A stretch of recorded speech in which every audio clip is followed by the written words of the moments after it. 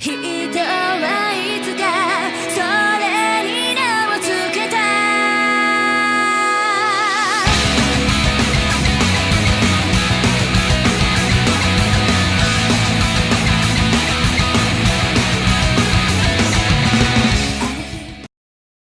Hey, what's going on everybody? This is SilverChaos here. Today we are reading the Fault Milestone 1. This is mostly be the visual novel, and I heard this game was pretty intense storyline, and I'm excited to read this. And anyway, this is my second time for reading a visual novel, and my first visual novel was Gogo Nippon, my first trip to Japan. I'll leave the playlist on the link so that way if you guys want to watch my first playthrough for Gogo Nippon series, then go right ahead. I'm not forcing you to do this. But anyway, this is my second time reading this for a visual novel. This is called Fault Milestone 1, game which is released from last year. So right now, let's get started. Let's begin this thing right now. Okay. In a time of yore, humankind had discovered mana, a naturally occurring energy source that long pulsed throughout the crust of the world. Humankind utilized mana from the land to craft and create any and all. The art of manifesting mana was known as crafting. A hunter could use pyrogravity to kill and cook their catch or quarry. An apothecary could use aquagravity to increase the potency of their healing potions. A carpenter to use terracraft to strengthen the foundation of home. A farmer could have blah. There also existed mana crafty, which were hereditary, unique only to certain individuals. The path down. Okay. The path down uses mana as a medium to transfer the memories and experiences of the present ruler to the future heir to the throne. Humankind would deem those in possession of hereditary mana crafty to be monarchs. The propagation of the Oki's wisdom through path down was evidence enough to cement on the country's reputation of formidable mana crafty monarchy. Sorry about that, guys. Centuries ago, hell-bent on expanding their sphere of influence, the mana-crafting monarchy started the period of exploration. Even the great seas were no match for their ambitions. The research of mana-crafting for large-scale warfare exploded, fueled by the need for the conquest. The popular survival drove one monarchy to expansion, stagnant economy the reason for another, ambition drew many others. But a few mana-crafting monarchs In the present day, the development of mana facilitated communication revolutionizing the already altered world. This form of communication was known as common crafty. People were no longer restricted by the pace of couriers to carry written messages. Long-distance communication became accessible to masses. Education and knowledge became abundant. Secularism grew in popularity among the general public.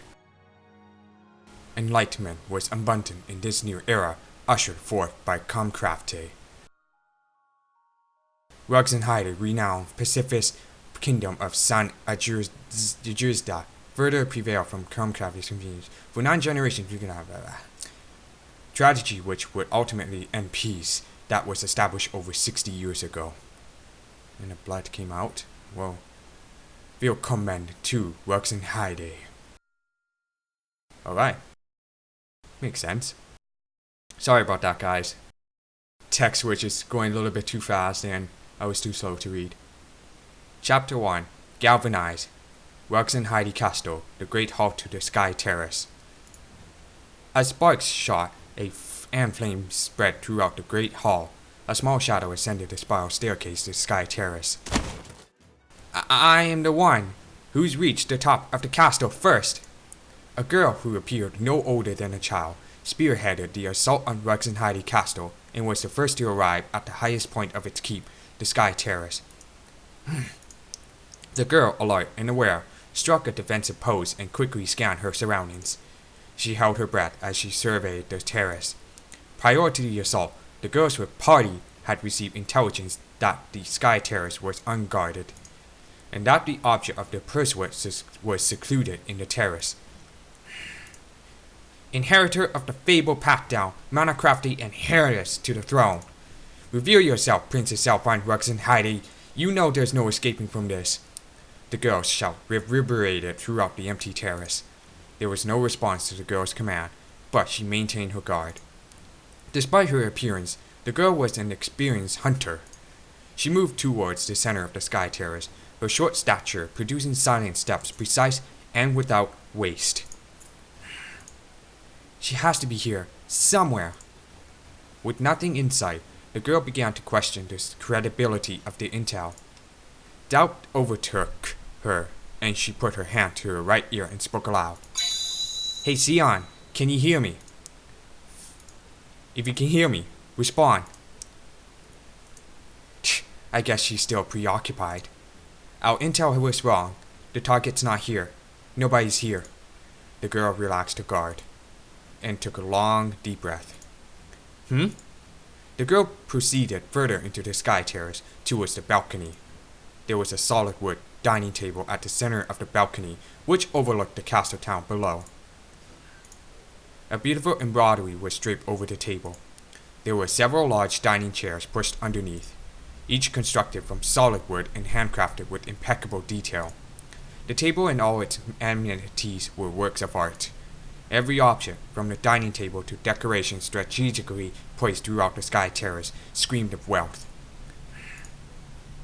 Perhaps overcome with envy, the girl proceeded to correct a toppled dining chair at the head of the table and nonchalantly plop herself into the seat. A strange sensation shot through her small frame, a sensation that could only be described as one of grandeur. At the head of the table overlooking the castle town below sat the girl, her upbringing a complete contrast to the seat's previous occupants. The absurdity of it delighted her. Tee-hee. Slam. The uncouth commoner placed her boots onto the now soiled embroidery covering the table, lounged back into the dining chair, and relaxed her eyes. Whose seat was the girl sitting in? Who could be so fortunate enough to be born into such privilege, to be allowed a seat so grand? These trivial thoughts bounced right around in the girl's mind. Kee-hee-hee. The owner of the chair was of little significance, because they have since abandoned the chair, fleeing in fear for their life as the castle came under siege. Royalty. If I could eat on a table like this every day, I'd feel right and royal too. The girl peered down onto the castle town from the balcony and saw the streets engulfed in flames. Beautiful. The town's just glowing. After her sarcastic soliloquy, the girl noticed something as she left her seat. Oh, it's another girl. Another girl stood at the entrance from where the girl had entered. Mistress Meharry. The girl addressed as Meharry responded to her subordinate's greeting with a special gesture of acknowledgement, an impassive wave of the hand. You enjoy sitting seat, Coco? Asked Meharry of her compatriot, Coco in a deadpan, almost intelligible manner of speech. Not at all, mistress. Mistress Meharry never appears unnerved by anything we do. Coco silently thought to herself. Coco's compatriot apparent, Meharry appeared no older than Coco herself, graced with a youthful look, but stunted with the child's height. While Coco appeared over the belligerent, Meharry appeared to exude an aura of harmlessness at first glance. However, her foes were also deceived by her aura of harmlessness.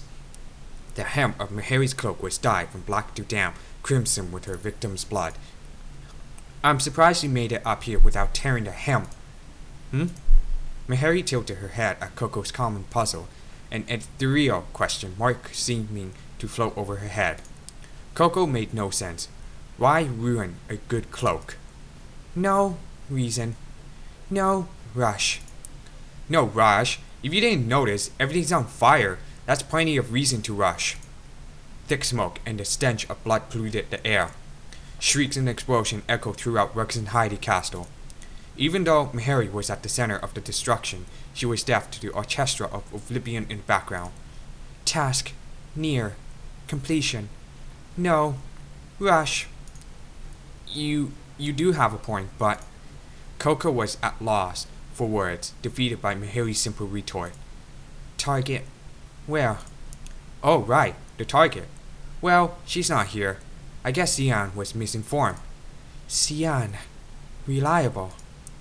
Even Sion. Wrong. We obey sisters' orders. You mean orders? Orders. This was normal. Mihari often communicated through expressions and gesture rather than words. Mihari's mannerisms were simple, frank, and left little room for interpretation. Where else could the target be? I'm pretty sure we made a thorough sweep. Plan B? Search and destroy. Ugh, this'll take a while. I'm gonna go crazy from searching the whole keep. Funny. Coco made a distraught face at the thought of Plan B, a sight that entertained Mihari. Mihari took slight joy in seeing Coco's distraught expression. Sure, laugh it up. Plan B it is. Let's split up and do a thorough check of the east and west wings. I'll take the east wing. Link. What's wrong? We call shadow soldiers for escort? I'll be fine without them. My 150 shadow soldiers have already disseminated most of Rughzenhaide's warriors, so I'm not counting on encountering anyone. What's the matter, mistress? Don't let overconfidence cloud your judgment, stated Mihari in a soft voice, her words connected and well-formed. Everything's gone according to Sister's design so far, but you may ultimately need those 150 shade soldiers. I understood, stuttered Coco, standing straight up like a student before a teacher. It's never bad to expect the unexpected. That's all I meant. Scary. I didn't expect to hear a safety lecture come from her. Bystanders could never comprehend the force behind Mihari's change in speech. Mihari would speak more plainly about things she felt more strongly about, a difficult task for someone with a speech impediment. Logical, seeing that she only just recently began remembering her vocabulary. Even with her limited vocabulary and lack of situational awareness, Mihari was in no way unintelligent. Coco, Mihari's subordinate and partner, understood this. As they split up, a voice rang out in Coco's radio. Coco! Coco, can you hear me? Oh, Sion. Yes, I can hear you. How are things on your end? They're all dead yet? I flooded and sealed the first, second, and third floors with my mana, so yeah, they're all dead. And unless their reinforcements start raining from the sky, there's no way for them to breach the gate to keep. But get a load of this. I just finished offing these two guards, right? Seriously, they were total pushovers. I think I get more of a thrill from killing these snoozer in my sleep. Says the person who volunteered to guard the rear. If you wanted action, you should have taken the lead. So, how are things going on your end? Fine, change the topic. That reminds me, you've got some explaining to do, Sion. You said that the princess was in Sky Terrace, but she's not here. Huh? She has to be there. If you checked the balcony already, then scour the place until you find her. I already know already, alright? I'm gonna be sore from all this tomorrow. A thorough sweep of the terrace won't kill you, young un. Says you, Sion. Why don't you come up here instead? Stop wasting time and get going, Coco. Finish this already. Lay off, bitch. I gotta admit, knocking this nation off its foundation took a lot less effort than I imagined. I know what you mean. The indestructible reputation of Rughzenhaide just didn't live up to reality. Some symbol of the Mana Crafters Alliance, huh? The fact that Mistress Milano took an active role in the attack probably had a lot to do with how easy it was. If I had to guess, oh, who cares? The mistress is so unorthodox. I have no idea what she's thinking doing this. Have some faith, Sion. It's not like Mistress Milano could have done this on her own without us. Actually, I personally think she could have single-handedly destroyed Rughzenhaide without us. If I had to describe the mistress in one word, it'd be shrewd. You got a point. Alright then, I'm going to go secure and seal the remaining floors now. I hope you find a target soon. Sion out. Coco out. Mr. Mihari and Sion make everything sound so simple. Am I the only one who's feeling a little worried now? Killjoys, the both of them. I was just doing fine without them too. As Coco turned to make her way back to the Sky Terrace, a flash of light shot out the corner of the east wing. Coco reacted a moment too late. What? The head of Coco's staff was sliced clean off. My staff! Coco's staff was made from a lightweight alloy, not especially known for its durability, but still metallic. The edge of a common sword might nick it, but anything shorter wouldn't even leave a mark. Coco's eyes were focused on the weapon's tip as it passed by her head, digging its way into a small stone wall before coming to a full stop. An invisible knife? An Ike's dagger? A manacrafting knife? Coco thought through the possibilities. Whatever the type it was, she realized assessing her assailant took precedence. Who goes there? Show yourself! Out from the darkness and into the light emerged yet another girl. A servant to the royals, Coco thought. She wore a purple cloak over a tricolor tunic, both made from fine silk. However, what immediately drew Coco's attention was not the quality of this girl's clothes, but the crest which shimmered around the collar of her cloak. The crest represented her rank in the Matacrafters' alliance. A dual crafter. The fact that the girl couldn't have been older than 20 shocked Coco more than the translucent knife that had been flung at her. Ritana Rughzenhaide. Coco didn't know it, but Ritana Rughzenhaide was royal guardian to Princess Rughzenhaide. Where were you hiding this whole time? What are you after? Why do you seek my lady? Asked Ritana, having intentionally ignored Coco's question, knowing that she would not receive a satisfactory reply. Ritana concluded that learning any information regarding the enemy's objective was of the utmost importance. Seek my lady? Ha ha ha ha ha! You got it all wrong. Listen, we haven't got a plan. We're only here to brighten Rughzenhaide up. Literally. Now, whether or not we decide to set you on fire is completely up to us. Got it? You're all at our mercy. We're in control now. If you want to live, then you better liven up and tell us everything we want to know. If you don't talk, I'll kill you. Simple as that. Very well. And judging by your attire, I'm gonna guess you're a servant around here, right? You wouldn't happen to know where Selfine is, would you? I do know where she is. You do? Great, let's do this then. You tell me where she is, and I promise to spare you. You will? And if I refuse? Well, obviously, if you don't tell me, then I'll kill you. Duh. Aren't my demands pretty simple and motivational? Are you trying to get on my bad side or something? Has the smoke gone to your head? Is your brain too fried to comprehend the situation here? I'm starting to lose my patience with you. The next thing out of your mouth better be Selfine's location or Princess. What? You shall address my lady as Princess Selfine, you disrespectful child. The infernal blazing Ritana's eyes melted away her cool and collected demeanor. I do not know what it is you seek to gain from committing regicide, but you shall submit yourself before common courtesy and address the Princess of Rughzenhaide by her proper title. Your utter disregard for my lady's official title is evidence enough of your lack of morality. Huh? The time for talk is over. Duel me. That is the only way you imbeciles know how to conduct yourselves. You will learn common courtesy after I've thoroughly disciplined you. Didn't you hear a single word I said? You think you can duel me? You think you can beat me? Are you out of your mind? Who cares if you're a dual crafter? You can't beat me. Your stupid mana crafter rank in the alliance doesn't mean a damn where I'm from. And Gade! In an instant, both mana crafters began gathering their purified mana. Whoa! Two ethereal orbs of light slowly materialized and revolved around Ritana, causing Coco to stare in awe. They began augmenting their mana with the surrounding mana, preparing for Battlecraft Day.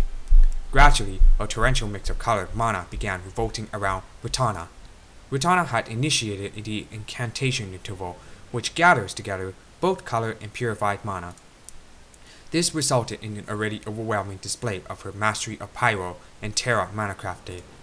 Or so Coco had originally thought.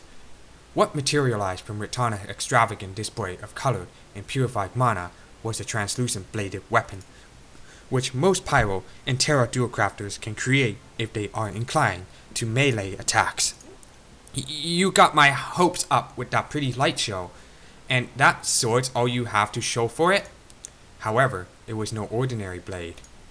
A glass. It's a glass sword. You are out of your mind. What of it? You're nothing but a glass crafter. Do you have a death wish or something? You really think you can defeat me with that brittle blade? Enough chatter, child. Let us commence our duel. Keep it up, you big bitch. Just you keep it up. Call me a child one more time. I dare you. I double dare you. And here comes the Pulp Fiction's reference here. You think you can stop me, Glass Crafter? Is that what you think? Well, you're dead wrong. As Coco concluded her declaration, she slammed the tip of her staff twice into the ground, causing a glowing triangle to emerge at the base of Ritana's feet. She's casting a ranged mana crafty instead of engaging me in melee combat. I'll make your passing as painful as possible. Arise. Wow. Triangle incineration. Silence covered the east wing, followed by a pillar of fire shooting from the glowing triangle to the ceiling. That's a bit of typo right here. Sluggish. Ritana escaped the trap, landing squarely behind Coco while running the tip of the sword along her back. Coco reacted in the instant, leaning forward while kicking hard at the ground to move away from Ritana. After landing at a safe distance, Coco quickly assessed her wound, but... Where is it? What the... The wound was nowhere to be seen. The agonizing sensation of sharp claws carving through her back gradually dulled and dissipated. How did you... Coco realized then how the wound had vanished. At first glance, Ritana's sword would only appear to be made from glass, but it was, in fact, a lethal weapon of unusual craft. This glass sword is actually crafted from Transidian ore. It's often mistaken for plain glass. A Transidian sword? An ore capable of creating the sharpest edge known to humankind. It really did. But it's almost impossible to forge. Refining the ore without breaking it is impossible. But it can be done. My mastery of Pyro and Terra mana crafting allow for the creation of Transidian weapons, though it takes some time. Why would you bother crafting a sword out of Transidian at all? Don't you think forging a sword out of an alloy would have been easier? What difference does the material make, so long as the resulting edged weapon serves its purpose? That's your reasoning for crafting some weird double-edged weapon? In fact, why are you even dueling me with the sword? It makes no sense.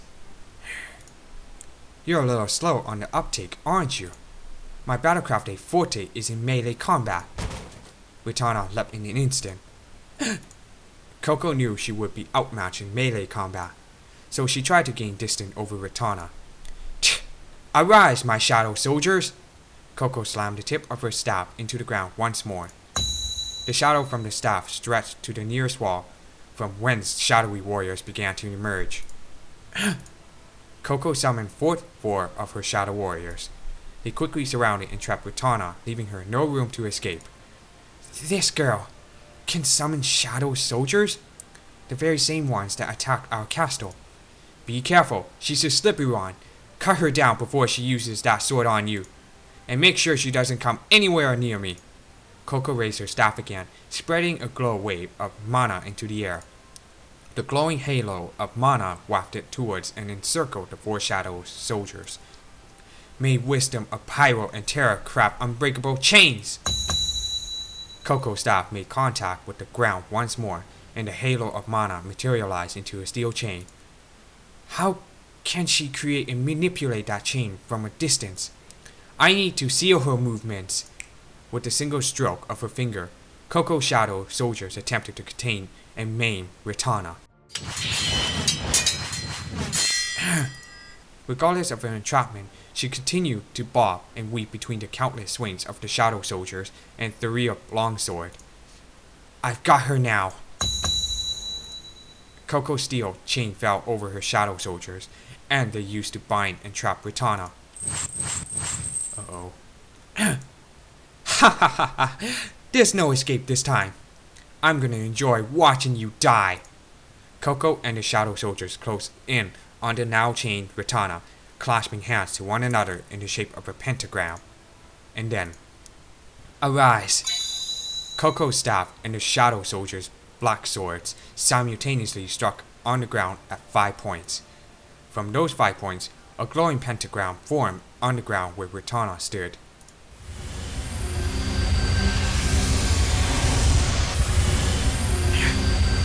Pentagram incineration!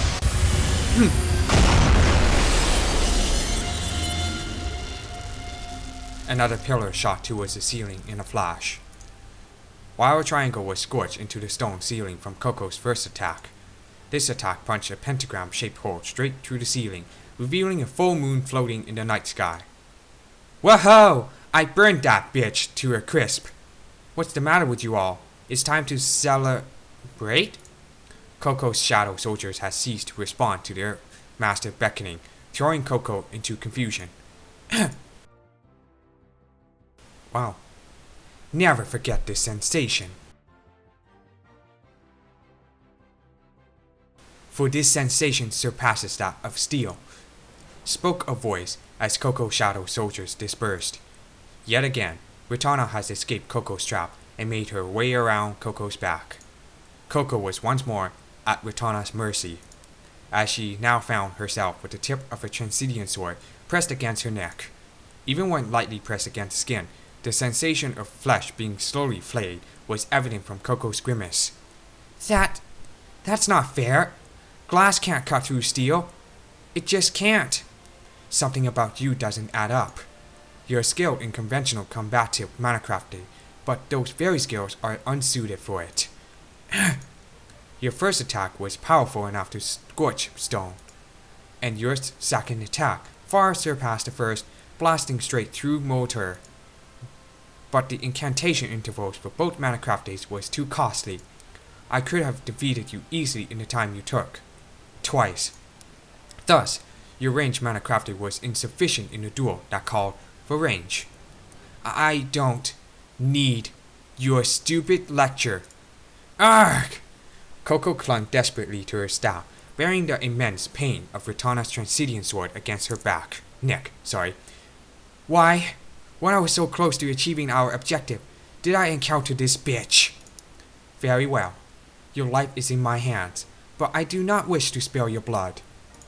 I detest using force as a means of resolution. I only desire dialogue to end this needless bloodshed. The painful Coco felt from the sword diminished. Dialogue? Coco reacted to Ritana's ultimatum with disgust, but in an instant. You're something else, you know that? Coco reached a conclusion regarding her opponent. She realized that Ritana would ultimately choose not to kill her, which brought her to dark delight. You're a riot! Coco sneered and lunged the tip of her staff down towards Ritana's foot. What kind of idiot would want dialogue with the people who massacred her people? Oh, I know who would! You! Indeed. Compassion had no place on the battlefield, even from a citizen of a kingdom renowned for pursuing pacifism. Even Ritana was well aware of this paradox. She knew she could be forced to take her foe's head. Ritana resisted, even struggled against the impulse to kill Coco. It was this very impulse that set Coco and Ritana apart. Coco was capable of committing murder without a hint of hesitation. You cannot defeat me, child. Your provocations fall on deaf ears. The only idiot is the one who's still struggling when there's a sword pressed against their throat. Ritana struggled against the concept of executing the child. She even struggled against the concept of this child committing mass murder without a shred of hesitance. The concept of child soldiers was foreign to Ritana, who didn't know how fortunate she was to be born and raised in a peaceful kingdom. To Coco, Ritana's mercy was a childish ideal to pursue on the battlefield. It was kill or be killed. It feels like I'm talking to a wall. Your mercy makes no sense to me. Do you know how many of your people I've slaughtered tonight? And you want to settle this peacefully through dialogue? How naive can you be? Is it so wrong to take a life if it means protecting someone you can't live without? Well, is it so wrong? We're not so different, you and I. I know you killed to protect your precious princess. Ritana gave no retort. She was apprehensive at the very aspect of agreeing with Coco's creed. It wasn't like Ritana to be rattled by words so. In fact, Ritana was shocked into speechlessness, followed by a disquieting silence that befell the chamber. Ritana had never let an opponent's words affect her to the point of speechlessness. The unnatural silence that filled the air felt almost organic, as it produced to conceal a shadow which found itself directly behind Ritana. Crafty Crusher! Ritana's Transcendent sword, reliable through her duel, was suddenly reduced to microscopic fragments. My sword is shattered from mana instability. I should have been able to detect this. Case in point. This is my faithful partner, Mistress Mehari. We'd kill to protect each other. Mehari greeted Ritana with her signature hand wave. Create more shadow soldiers yet? I will now. I warned you that you would need those 150 shadow soldiers. Create sturdier shadow soldiers. I shall, Mistress Mehari. What did you do to my sword? Bro, get with Crafty Crusher. You can do that? Mana crafted destabilization and nullification. But how? It should be an impossible feat. Normally, a great deal of time and mana would be dedicated to such a thing. Mehari's abilities allows her to bypass that altogether. I wouldn't try to understand how the mistress ability came to be. You got more important things to worry about. Just know that the incantation interval doesn't apply to any of the mistress mana crafted, but for the rest of us, it does. That just can't be true. It's impossible. Ritana ignored Coco's advice and tried to make sense of it. Despite Coco's firepower, the incantation interval required for each cast left her at a disadvantage when dueling. However, Coco's partner ensures absolute defense. They are the perfect sword and shield. The tables had turned for Ritana. Because of the time she spent demanding Coco's surrender, Ritana's pursuit for compassion had betrayed her in turn. Forgive me, my lady. Stay low to the ground. Okay. With the wave of Ritana's hand, the hidden glass wall in front of the chamber's gable fractured, then shattered. The sound of glass fragments was all that was audible within the chamber, as light reflected off the glass and illuminated the east wing. Princess Selfwine, who had been hidden there the whole time, stepped out from the gable and into the blinding light. It's really Selfwine! Coco immediately raised her staff and began casting an offensive mana crafted. However, Ritana had already reached Selfwine's side by the time Coco raised her staff. Speedy! Why is the mana around her here stirring so restlessly? Incantation interval? Wait, why is she even bothering to use Battlecraft? 1,000 pardons, my lady, but please close your eyes just for a brief moment. Wind slowly gathered into a raging vortex, enveloping both Ritana and Selfwine. Coco, get away from there now! The east wing was illuminated with blinding bright light once more. It wasn't a Transcendent Battlecraft she cast before. The light dispersed, revealing everything once again, except for... Mistress, what happened? What? What happened? Where did they go? They vanished into thin air. Ooh. Pardon me for English, guys. Eek! Oh, that's some nice art. Ritana, where are we? We're in the middle of a forest? This isn't a rendezvous point. You did it, Ritana. Your mana crafting really worked. Where are we? Hey, Ritana, where are we? I don't see the castle anywhere. I don't see anyone else either. Where are the townspeople? I don't know, my lady. I haven't been able to call anyone through Comcraft since the start of the attack. Somehow, the enemy must have disrupted our link to the Quinn Order. Since they infiltrated the keep, wouldn't that mean the warriors guarding the gates were all... By extension, that would make this the worst possible outcome. Not only have our warriors fallen in battle, our people may have also shared their fate. Don't say that! They weren't seeking the death of the current king, but his daughters, and they even knew where to find her. Those people attacked our kingdom during father's absence. How could I have let this happen? They attacked the kingdom of Rughzenhaide in the absence of a king for Halar, with the intention of assassinating Selfine. How could they have known about his absence? Only a select few, myself included, were made aware. How did they know to search for Selfine with the vicinity of the Sky Terrace? If they already knew so much, then they may very well have assassinated King Valhalar. What should we do, Ritana?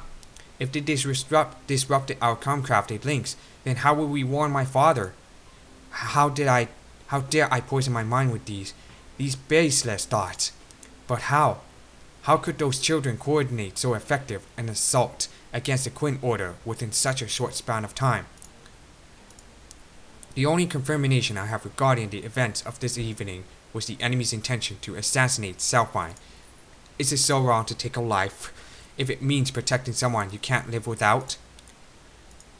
What could that child have meant? Did she say that in order to make me feel hesitant? Or was she speaking from experience? Coco and Harry, together, they're a force to be reckoned with.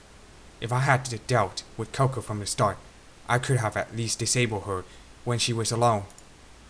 But I couldn't do it with Harry around. I couldn't defeat them alone.